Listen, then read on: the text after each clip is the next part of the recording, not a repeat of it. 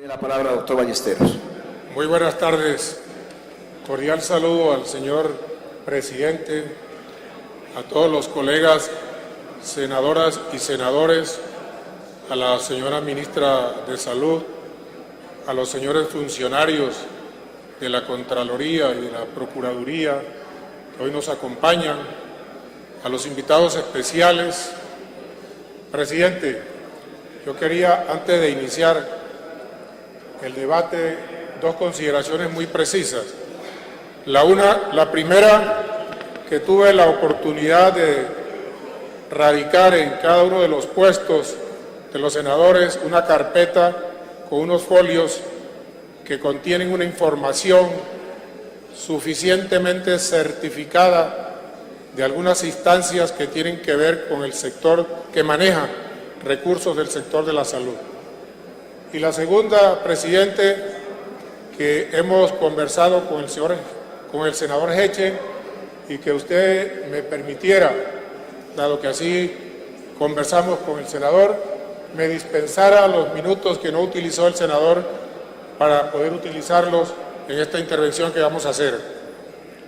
Realmente este debate de control político va en la línea que señalaba el presidente del partido de la U y refleja la constancia que el pasado 20 de julio presentamos acá en la instalación del Congreso, en donde hicimos manifiesta el interés y la preocupación del partido de la U frente al tema de la crisis del sector de la salud. Y nos preocupa, señora ministra, porque queremos que al presidente Santos le vaya bien, porque en la medida que le vaya bien al presidente Santos, le va bien a todos los colombianos. Y en ese interés y en ese propósito hemos convocado a este debate de control político, porque queremos hacer una reflexión sobre lo que está ocurriendo frente a la crisis del sector salud y necesariamente nuestra intención es, por supuesto, realizar un debate constructivo, un debate también propositivo. Ya el senador Heche expuso algunas generalidades de lo que hoy es el sistema de seguridad social en salud.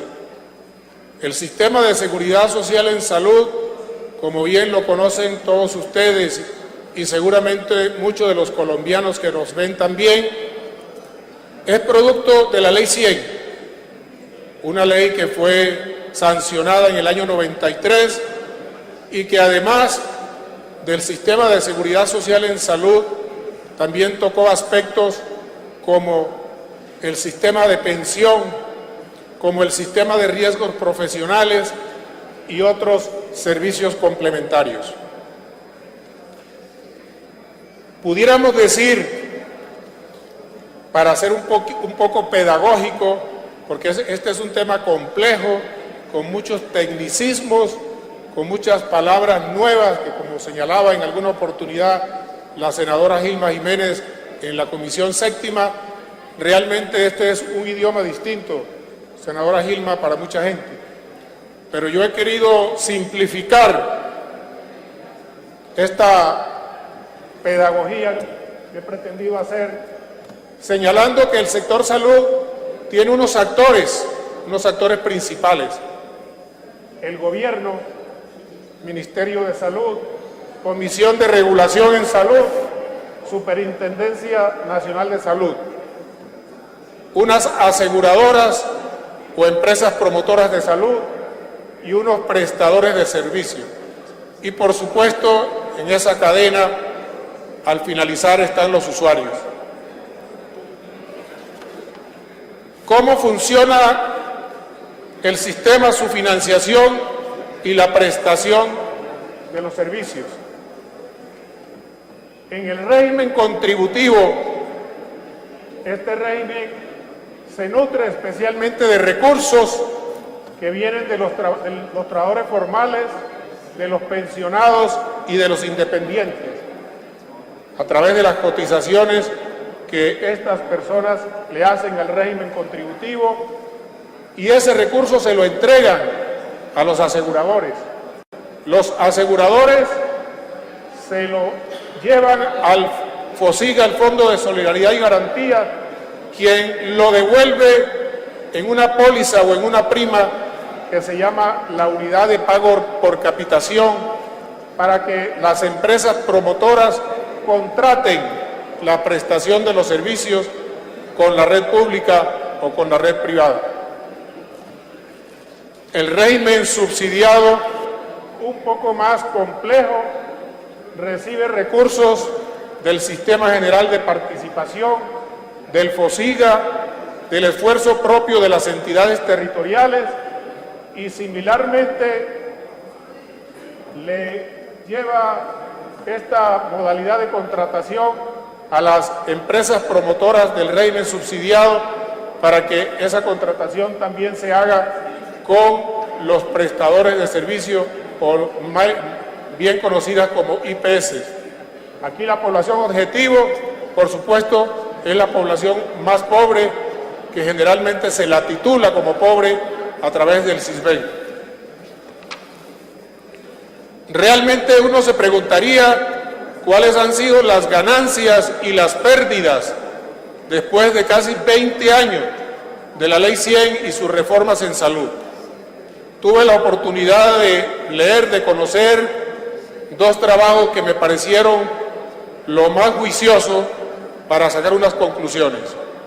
Un trabajo de la Universidad del Rosario de 10 años de seguimiento y un trabajo de un observatorio de la salud que se llama Así Vamos en Salud, conformado por instituciones tan importantes como la propia Universidad del Rosario, como la editorial El Tiempo, la Fundación Santa Fe de Bogotá, y a mi juicio estas son las conclusiones. El sistema de salud tiene ganancias, pero igualmente tiene pérdidas. El sistema de salud tiene básicamente tres ganancias. La cobertura. Realmente hoy el sistema tiene una cobertura aproximada al 96%. El sistema de salud tiene ganancia porque el gobierno, el Estado, definitivamente y de manera progresiva ha aumentado el gasto en salud, y hoy tenemos un gasto en salud de los mayores de Latinoamérica. Y el sistema de salud tiene ganancia porque ha permitido, de alguna manera, focalizar los subsidios en la población más pobre y ha generado, digámoslo así, una relativa equidad en lo que tiene que ver con la prestación de servicios.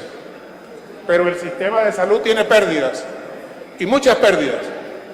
Tiene pérdida en calidad, tiene pérdida en fragmentación de los servicios y tiene pérdidas en salud pública.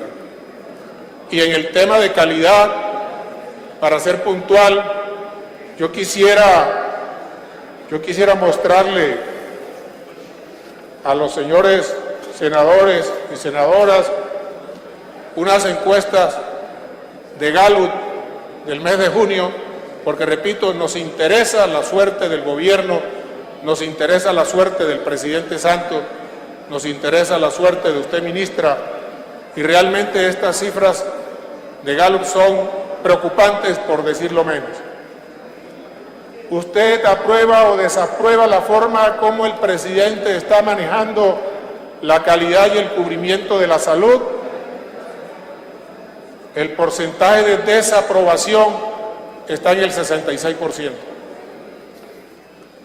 Y otra pregunta también sobre el mismo tema: ¿considera usted que en Colombia está mejorando o está empeorando la calidad y cubrimiento de la salud? La respuesta de los colombianos es que el 73% considera que la calidad y el cubrimiento de la salud está empeorando.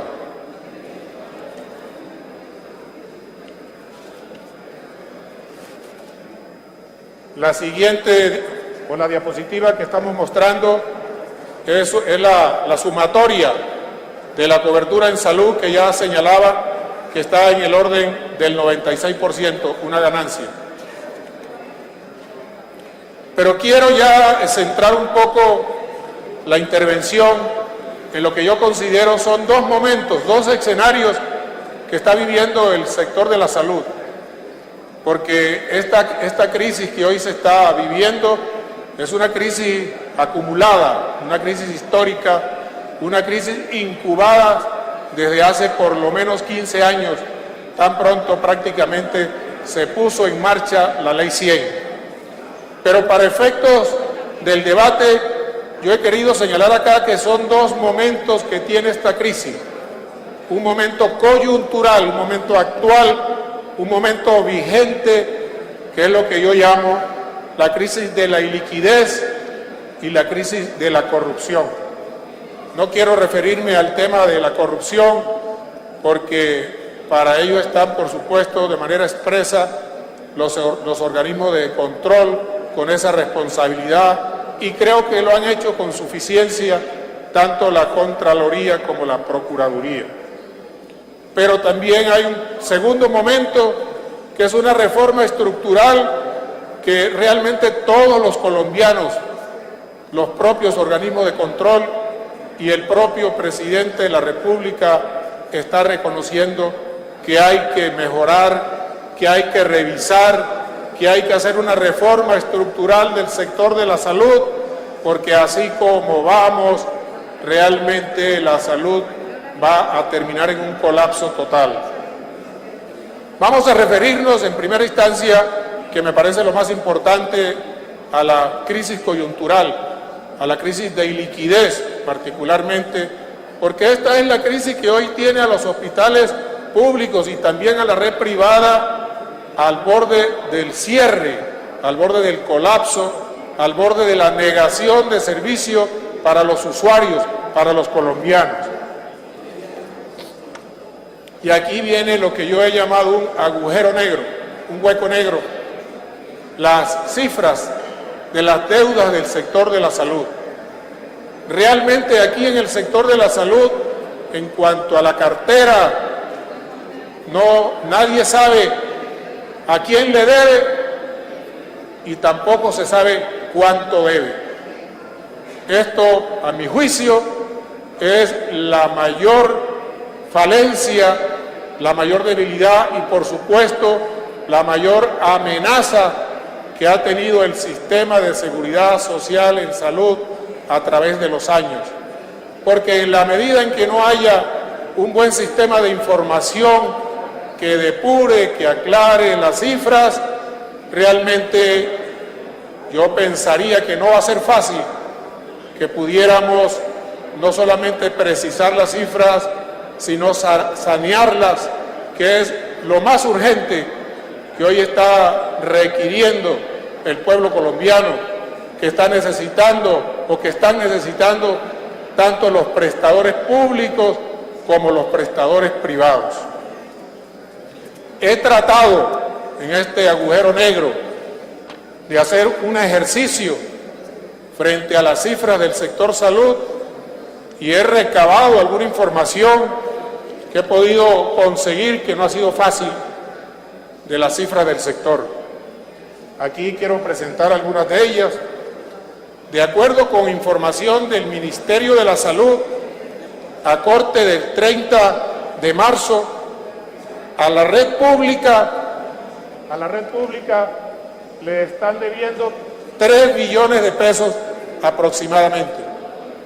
Y a la red privada le están debiendo 4 billones y medio. ¿Quiénes tienen deuda con la red pública y con la red privada? Allí trato de desagregarlo: el régimen subsidiado, las entidades territoriales y el régimen contributivo. Una cifra, a mi juicio, bastante significativa, que está en el orden de los 7 billones y medio, sumada a las cifras de la red pública y de la red privada. Repito, esta es información suministrada por el Ministerio de la Salud. Esta es la sumatoria que ya señalaba de las deudas. Y esta es la población en riesgo hoy frente a lo que está sucediendo con el sector, frente a la situación de iliquidez que tiene el sector. De alguna manera, la Superintendencia Nacional de Salud ha venido actuando y hoy tenemos 15 empresas promotoras de salud, EPS, bajo vigilancia especial, 10 empresas intervenidas y otras también en liquidación. Y la sumatoria de esta población en riesgo está en el orden de los 20 millones de colombianos. 20 millones de colombianos están en riesgo de no recibir prestación de servicios de salud si no se genera un saneamiento de esta cartera de manera urgente. Esta es la cifra que he podido acumular en el ejercicio. De pronto el gobierno o la ministra tenga cifras mejores. Pero sigamos. Hay otras cifras que no quiero recabar en ellas porque son cifras no oficiales y por ello quiero someterme solo a las cifras oficiales. Pero decía, repito, que ese es el drama que eventualmente están viviendo y vamos a seguir viviendo en adelante si a esta situación no se le genera una solución inmediata y de corto plazo.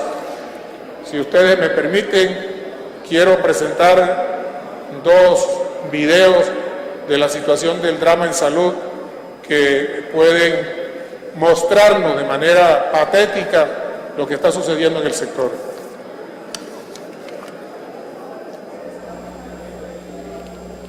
Amanda murió después de que su EPS Caja Copy le negara sistemáticamente un tratamiento para cáncer que está incluido en el Plan Obligatorio de Salud POS, utilizando entre otras la falsificación de documentos. En septiembre de 2009, mientras hacía labores domésticas, Amanda de la Cruz, una ciudadana de Concordia Meta, sufrió repentinamente una hemorragia que la obligó a acudir a la EPS Caja Copy, a la cual estaba afiliada. Pronto se enteró que tenía cáncer de cuello uterino. Amanda y su familia sabrían lo que implicaría pasar a ser parte de las 28.000 personas que en 2009 le suplicaron al Estado, a través de quejas a la Superintendencia de Salud, el derecho fundamental a la salud. Casos como estos son muchos, solo que no salen a la luz, puesto que no hay quien los ayude ni cómo hacerlos. Para que Amanda se recuperara del todo, los médicos le ordenaron una serie de terapias en el Instituto Cancerológico de Bogotá, pero Caja Copy se negó a cubrirlo porque, según ellos, no estaba incluido en el Plan Obligatorio de Salud. Los familiares de Amanda recurrieron infructuosamente a la tutela, y aunque falló a su favor, ninguna autoridad logró en su momento hacerla cumplir. Desde un momento en punto que a mí me han diagnosticado esta enfermedad, tiene que haber sido a través de tutelas y pleitos, y esta es la fecha que aún sigo con lo mismo. Yo estoy muy decepcionada de la salud de mi país y veo diariamente morir gente por esta negligencia, porque hay gente que no sabe hablar ni luchar por ella misma.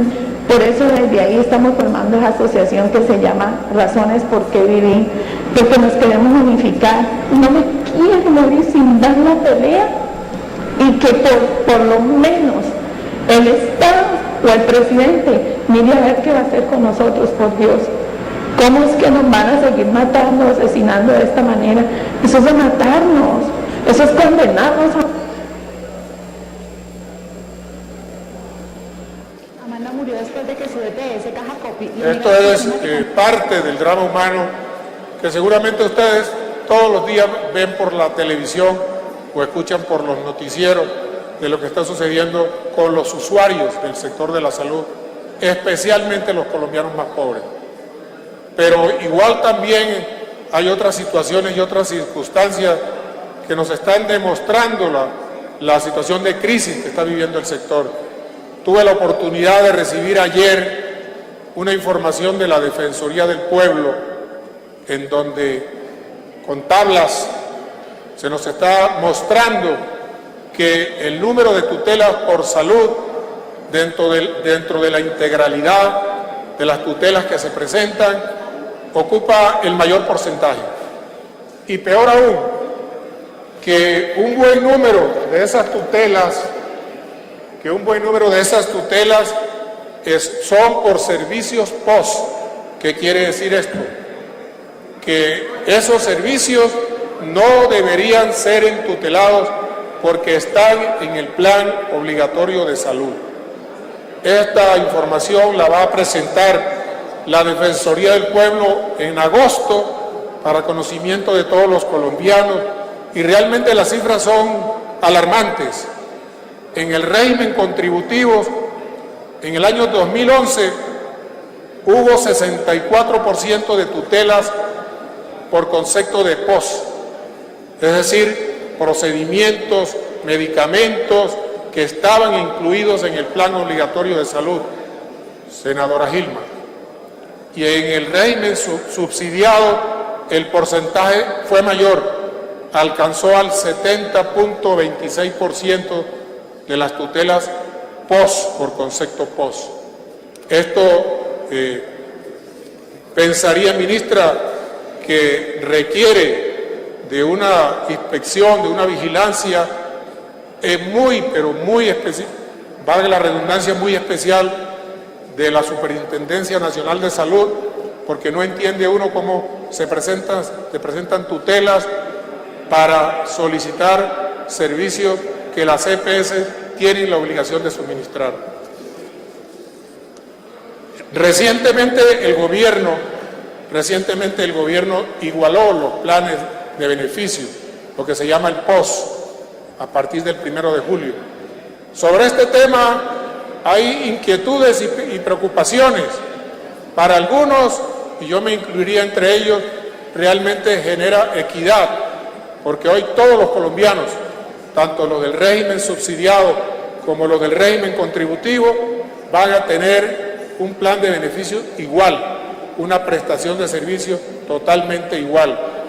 Pero para otros esto va a tener también sus dificultades porque va a haber una mayor demanda de servicios y desafortunadamente sin explicación todavía clara se determinó una unidad de pago por capitación diferencial para el régimen contributivo y para el régimen subsidiado. Seguramente en su intervención la ministra podrá explicarnos un poco más de esto. Pero yo también quiero referirme a las medidas de choque anunciadas por el presidente de la República el pasado 18 o 19 de julio y que también a mi juicio son bien intencionadas, son interesantes, pero pienso que son insuficientes, totalmente insuficientes. ¿Por qué pienso que son insuficientes? El gobierno anunció inyección de recursos por 1.2 billones de pesos para paliar la situación de liquidez que hoy tiene la República. Pero en lo que yo he podido conocer, ministra, realmente no son recursos nuevos. Entiendo que 700.000 millones de pesos corresponden al giro ordinario que hace el FOSIGA para el régimen subsidiado. De pronto los otros 400.000 millones de pesos que corresponden a las cuentas maestras de los municipios van a ayudar indudablemente a que se mejore la situación de la República. Senador presidente Juan Lozano. Decreto para reasignación de funciones de la superfinanciera. Pues yo aquí tengo por lo menos una inquietud, ministra, ¿no? Pudiera compartir esa competencia que se le quiere trasladar a la superfinanciera, pero yo creo que eso ha sido demorado, señores del gobierno. Yo conozco que el año pasado, en diciembre, el gobierno expidió un decreto reasignándole funciones a la superfinanciera, decreto que está firmado por el presidente, por el ministro de Hacienda y por el ministro de Salud de ese entonces, el doctor Mauricio Santamaría. Lo que yo no entiendo es que transcurrido 8 meses, el gobierno ahora venga a anunciar que una de las medidas de choque va a ser esta reasignación de funciones de la superfinanciera, cuando eso ya se estableció en ese decreto, pero que desafortunadamente no se implementó. Creo que eso también merece una explicación. Se habla de la creación de un fondo Fogafín para tratar de tirarle un salvavidas, para rescatar a las EPS que hoy están en situación también de liquidez. Yo diría, o sobre esto tendría dos comentarios. El primero, que realmente esos fondos ya existen en el sistema de seguridad social en salud. Uno de esos fondos es la subcuenta de garantías que fue creado por el decreto que creó el Ministerio de la Salud. Y el otro fondo es el Fondo de Salvamento a la Salud que creamos nosotros como legisladores en la Ley 1438. Si de ello se trata, pues valdría la pena que se alimentaran esos fondos para que ayudaran también a disminuir la situación de crisis. Pero adicionalmente, a mí me genera por lo menos una reserva esa decisión que tomara el gobierno si no se hace la suficiente claridad, porque realmente tomar recursos públicos, como lo ha señalado la Contralora, para subsidiar o para donarle a las empresas promotoras, eso constitucionalmente no está de ninguna manera permitido, salvo que haya una modalidad de crédito que lo permita, pero valdría la pena que esto también se le explicara a este Congreso y en general a los colombianos. Doctor Ballesteros, le restan 3 minutos. Imagínense, entonces me toca acudir de pronto a lo más importante que tenía del debate, y son las fuentes de recursos. Las fuentes de recursos que yo he considerado que existen en el sector de la salud para generar una liquidez inmediata. Miren, señores congresistas, en esa información que reposa en sus carpetas hay unas cifras muy claras. El gobierno central y las entidades territoriales tienen recursos del orden de los 8.5 billones de pesos acumulados. El gobierno, particularmente el Ministerio de Hacienda, tiene, de acuerdo con la información del FOSIGA, 6,5 billones en recursos, 4 billones de ellos en títulos PES y 1.800.000 millones en CDT en el sector financiero. El señor ministro, en sus declaraciones de prensa de los últimos días, manifiesta que la economía está bien, que la política monetaria del gobierno está sólida, pero yo pensaría que eso no puede ir en contra, no puede desatender esa política monetaria del gobierno, la inversión social en salud. Entonces yo no entendería por qué no se redimen esos recursos y se vuelven líquidos para que finalmente el sector salud pueda salir de la crisis en la que está. Yo traigo acá una diapositiva de fuentes de recursos frente a deuda, y realmente si utilizamos todos los recursos que hay en las distintas fuentes, que suman 8.6 billones frente a la deuda calculada con la información del Ministerio, que es de 7.6 billones, estaría sobrando 1 billón de pesos, suponiendo que esa cartera oficial sea totalmente cierta, que hay que depurarla. Pero es un ejercicio de gobierno y yo creo que la responsabilidad indudablemente la tiene el gobierno. ¿Qué pensaría yo que ha fallado en el gobierno? Ministra, y yo en el caso suyo sé que es una mujer competente, honesta, con toda la formación y conocimiento del sector, pero pensaría, ministra, y esto no es una responsabilidad suya, que esto ha sido una responsabilidad de todos los gobiernos desde que se está implementando la Ley 100, porque esto que está sucediendo hoy no es consecuencia de estos 5 meses en los cuales usted ha estado de ministra. Esto es resultado de todo un acumulado de dificultades de la implementación de la Ley 100, en donde ha faltado inspección, vigilancia y control de parte de la sociedad. Por favor, 5 minutos más para el honorable senador Ballesteros citante. Una moción de orden con la venia del senador Ballesteros, quien tiene la palabra. Siga, doctor Juan Lozano.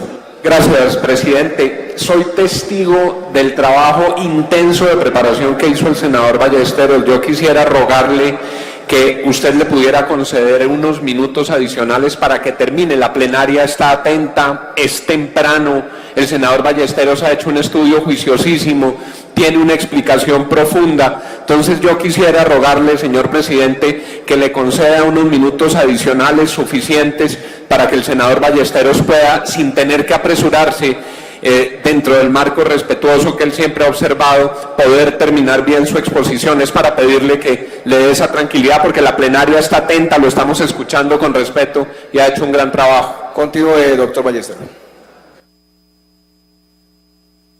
Del partido también. Sí, realmente yo considero, y en eso comparto las apreciaciones de la ministra, que aquí en la implementación de la Ley 100 y sobre todo del sistema de seguridad social en salud, ha habido de alguna manera 3 fallas fundamentales, fallas institucionales, ¿no?, que tienen que ver con que se coja el toro por los cachos, que realmente se ponga mano dura a las EPS, mano dura a los prestadores, porque también hay malos prestadores, mano dura a la industria farmacéutica, porque, senador, usted lo decía, Salazar, usted lo decía en una intervención pasada, que los sobrecostos que hay en medicamentos han desbordado cualquier capacidad financiera del sector de la salud. Entonces necesitamos mano dura, señora ministra, para que realmente esto funcione de la mejor manera. Hace falta articulación del nivel central con las entidades territoriales. Por supuesto que hace falta también que se destraben todos los procedimientos que no permiten el flujo rápido y oportuno de recursos, y hace falta también que indudablemente se mejore la calidad de la prestación del servicio. Yo voy por lo menos a referenciar unas conclusiones y propuestas que hemos traído al debate, porque me parecen que mucho más allá de la sola denuncia es interesante, y esa ha sido también mi intención, generar propuestas, generar soluciones. Y una primera propuesta, ministra, señores del gobierno, es la depuración de las cuentas. La depuración de las cuentas, porque yo señalaba que esto es un agujero negro. Aquí nadie sabe a quién le debe ni cuánto debe, como lo señalaba el senador Eugenio Prieto en una columna que alcancé a leer. Conseguir un mecanismo que permita utilizar los saldos de las cuentas maestras.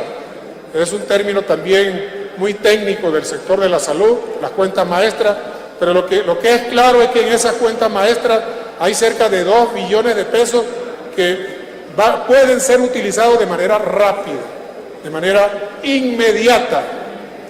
Tercero, tomar la posibilidad, señora ministra, de que se haga un crédito puente con el FOSIGA.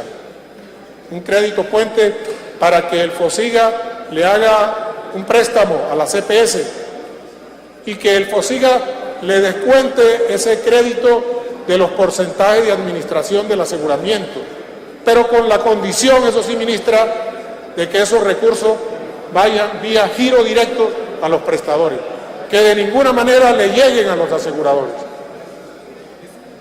Bueno, indudablemente la circularización y el pago de cartera entre EPS e IPS.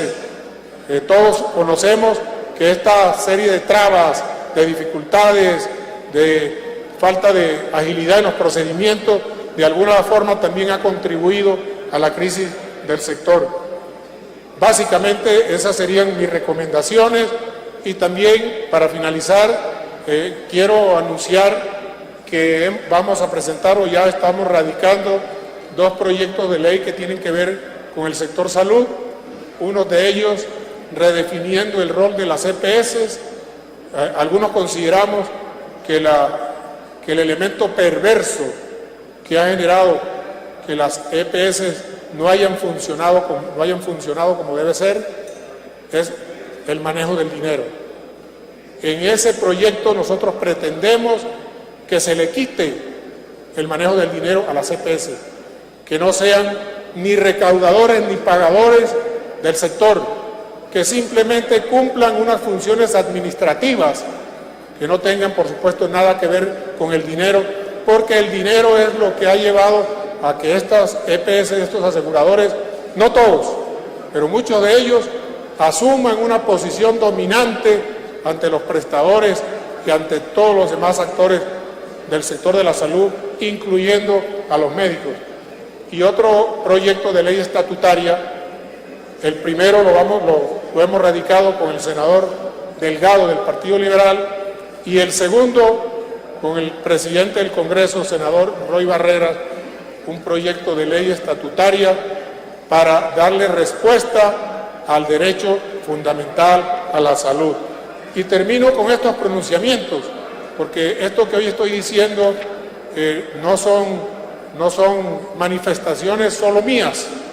El señor presidente Santos, el día de la instalación del Congreso, en su discurso, dijo, abro comillas, sabemos que el sistema actual no está funcionando bien y por eso necesitamos cambios de fondo, cierro comillas. La Corte Constitucional, el sistema de salud pareciera colapsar en detrimento de los derechos fundamentales de quienes habitamos este Estado. Ello hace imperioso que el país aborde decididamente el rediseño de la estructura y el cambio de procedimientos tendientes a salvaguardar el derecho a la salud como mecanismo que permitan tener una esperanza ante el complejo panorama mencionado. El procurador, abro comillas, ha llegado el momento culminante para hacer una reingeniería que responda a los mandatos constitucionales en respuesta al derecho a la salud que tenemos los colombianos. La Contralora, llegó el momento de discutir si el modelo de salud que el país adoptó hace 20 años ha funcionado. El país debe tomar decisiones de fondo frente al manejo de los recursos del sistema de salud. Y para finalizar, la última diapositiva, ya, presidente, yo no quiero, seguramente que el Congreso no quiere, y ningún colombiano quiere que esto llegue a pasar, el colapso definitivo del sector de la salud. Muchas gracias.